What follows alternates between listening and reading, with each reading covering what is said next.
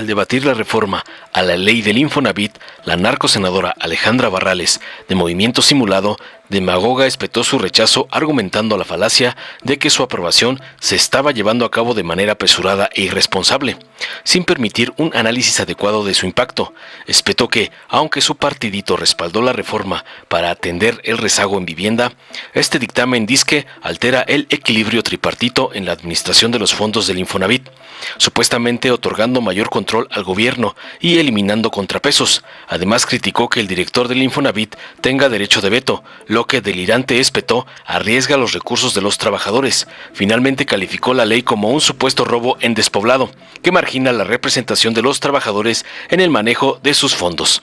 Tras escuchar las barrabasadas de la encueratriz del señor X, la senadora Giovanna Bañuelos del PT contundente defendió la iniciativa, destacando que busca garantizar el derecho a una vivienda digna y combatir las desigualdades. Argumentó tajante que esta reforma es parte de un proyecto integral para construir 1 millón de viviendas y regularizar otro 1 millón, priorizando a grupos vulnerables. Resaltó que se promoverá un enfoque sostenible, asegurando la construcción en zonas con acceso a servicios esenciales y fomentando el desarrollo comunitario.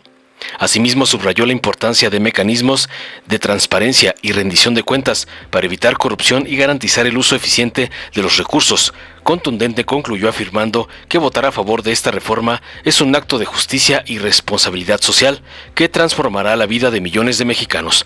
Veamos enseguida cómo la encueratriz Barrales es tundida por Giovanna por atacar la reforma de vivienda de Claudia, como le mandan sus padrotes, el ampón Claudio X y el cacique pedante Delgado. Muchas gracias, Presidenta. Compañeras y compañeros, en Movimiento Ciudadano vemos con preocupación el dictamen que hoy estamos discutiendo y que estamos próximos a votar.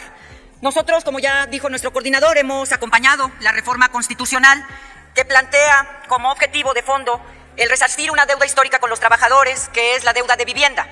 Nos han planteado el interés, el objetivo de ir por la construcción de 2 millones de casas, 2 millones de viviendas para los trabajadores.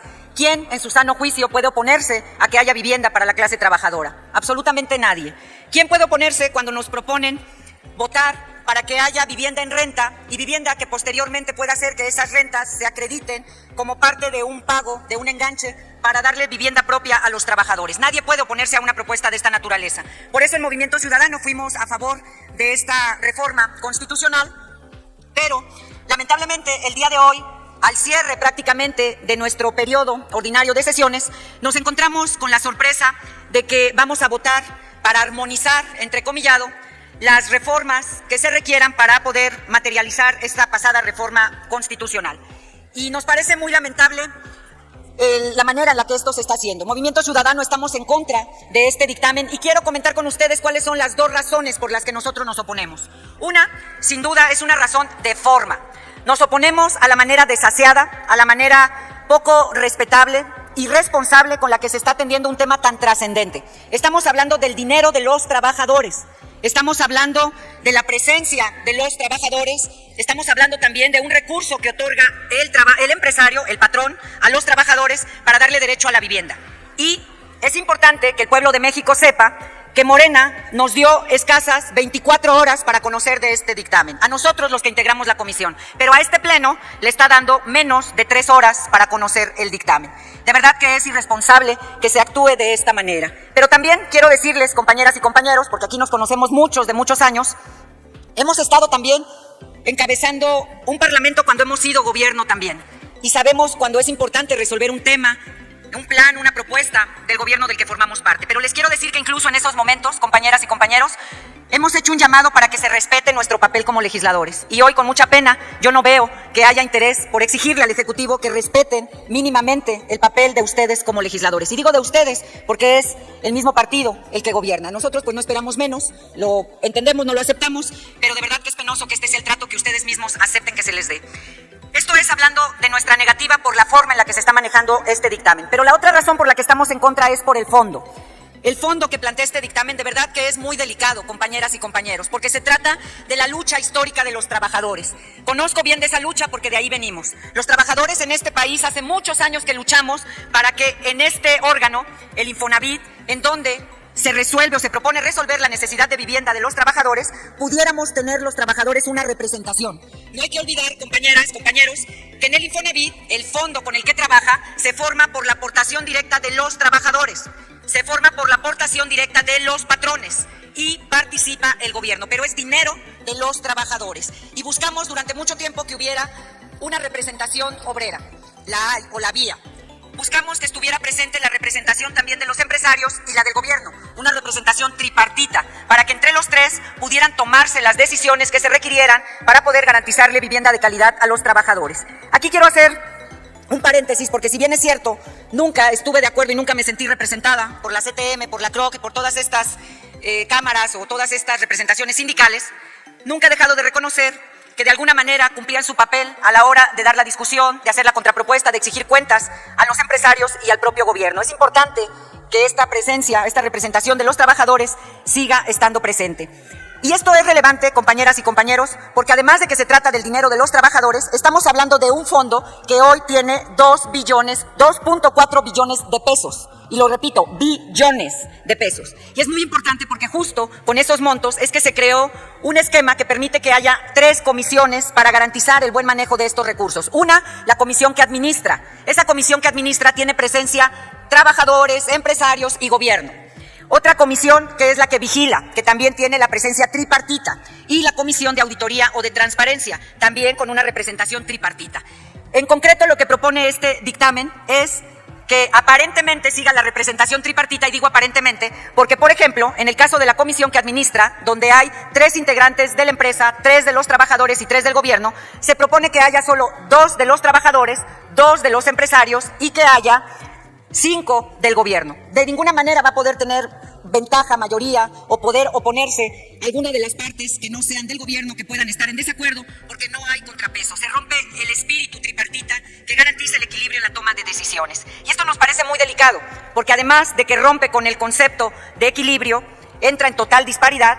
Además, la cereza del pastel es que el dictamen le da al director del Infonavit el derecho a veto. Es decir, no hay manera de que se opongan, pero si de alguna manera alguien cambiara de opinión, de todos modos queda el último recurso, que es el derecho de veto del director general. Y de verdad nos parece un despropósito, nos parece muy lamentable, porque estamos hablando de dinero que no es de nosotros, compañeras y compañeros. Lo que este dictamen nos está proponiendo a los senadores el día de hoy es que firmemos un cheque en blanco de la caja del dinero de los trabajadores. Nosotros no tenemos facultades para darle a ningún funcionario de gobierno un cheque en blanco para el manejo de 2.4 billones de pesos.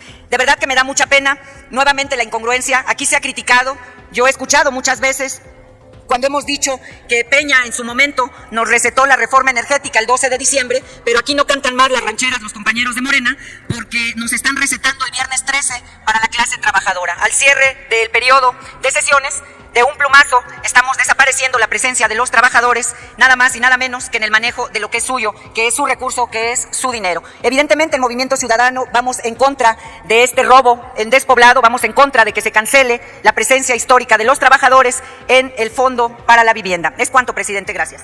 Gracias, senador presidente, con su permiso. Adelante. La vivienda no es solo un espacio físico donde habitar, sino un derecho humano fundamental reconocido en nuestra Constitución.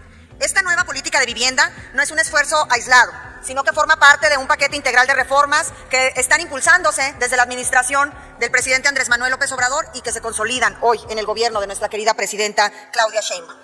Desde el Partido del Trabajo respaldamos con firmeza esta iniciativa porque está alineada con nuestros principios de justicia social, bienestar colectivo y fortalecimiento del papel del Estado como garante de los derechos fundamentales. Sin embargo, durante décadas, este derecho fue reducido a una visión mercantilista que privilegió los intereses del capital por encima de las necesidades del pueblo.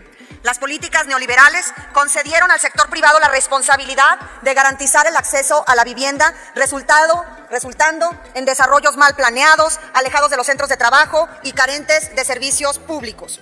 Las consecuencias de la falta de acceso a vivienda adecuada fueron devastadoras. La expansión de asentamientos irregulares, la ausencia de servicios y el acceso limitado a infraestructura pública.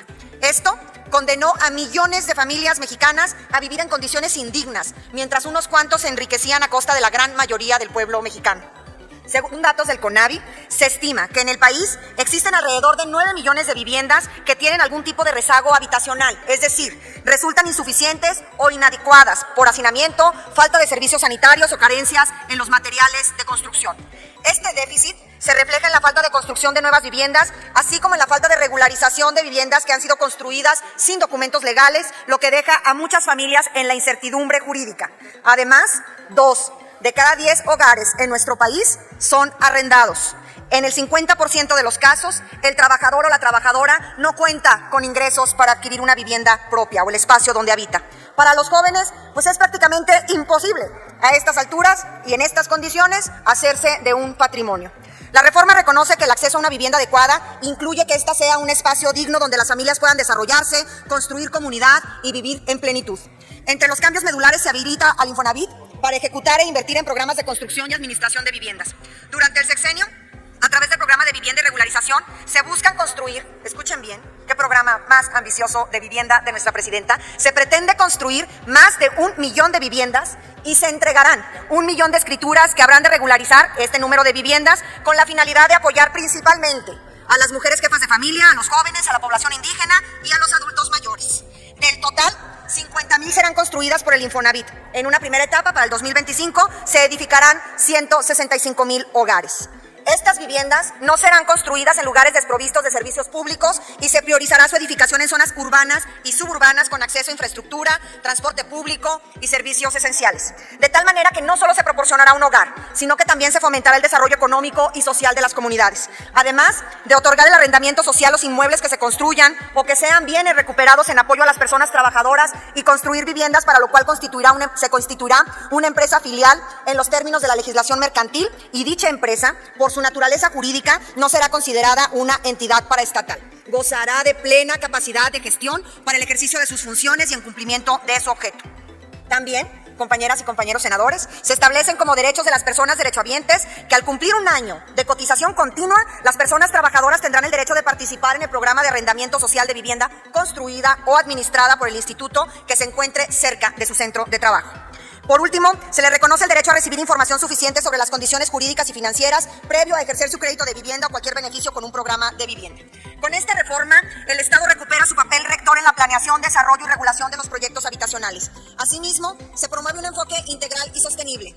Esta reforma no se limita a construir casas, busca desarrollar comunidades. Esto incluye garantizar el acceso a escuelas, centros de salud, transporte, áreas verdes y espacios recreativos. Se trata de crear entornos que fomenten el bienestar y la calidad de vida. De igual forma, se prioriza a los grupos históricamente relegados: mujeres jefas de familia, personas con discapacidad, adultos mayores y comunidades indígenas recibirán especial atención en los programas de vivienda. Se establecen mecanismos claros de transparencia y rendición de cuentas. Los recursos destinados a la vivienda serán utilizados de manera eficiente y supervisados para evitar la corrupción que tanto ha dañado a nuestro país en el pasado. Este gobierno ha demostrado que es posible gobernar con el pueblo y para el pueblo. La política de vivienda impulsada por esta reforma representa una extensión de este compromiso al garantizar que los más desprotegidos sean los principales beneficiarios. En el Partido del Trabajo, sobra decir, habremos de votar esta reforma de vivienda. Desde nuestras trincheras legislativas y en cada una de nuestras acciones hemos siempre luchado por construir un país donde nadie se quede atrás. Esta, para nosotros, no es solo una reforma legal, es una reforma de esperanza, de dignidad y de justicia. Con esta iniciativa estamos diciendo al pueblo de México que su bienestar es nuestra prioridad, que no toleraremos más abusos ni indiferencias a sus necesidades. Votar a favor de esta reforma no solo es un acto de justicia, es también un acto de responsabilidad.